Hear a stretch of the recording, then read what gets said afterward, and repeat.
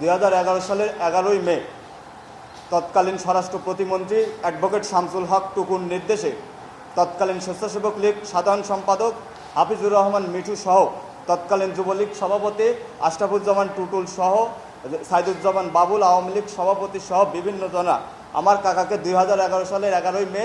সাথিয়ার auditorium, ডাকবাংলার পাশে অডিটোরিয়ামে থেকে তুলে নিয়ে গিয়ে অপহরণ এবং গুম এবং হত্যা করে, যার 3 দিন পরে আমরা কাজিরহাট ব্রিজ থেকে তার লাশ উদ্ধার করতে পারি। লাশ উদ্ধারের পরে আমাদেরকে সাথিয়া থানার ভারপ্রাপ্ত কর্মকর্তা 2টি টাইপ করা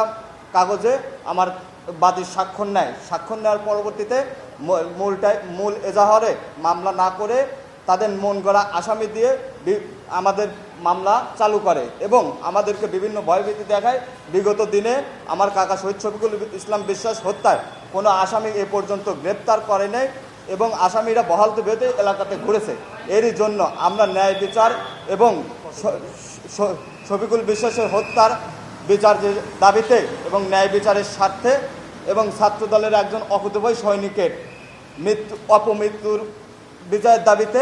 আজকের আন্তর্জাতিক অপরাধ ট্রাইব্যুনালে আমরা অভিযোগ দায়ের করেছি এবং আমরা ন্যায় বিচারের আশা করছি।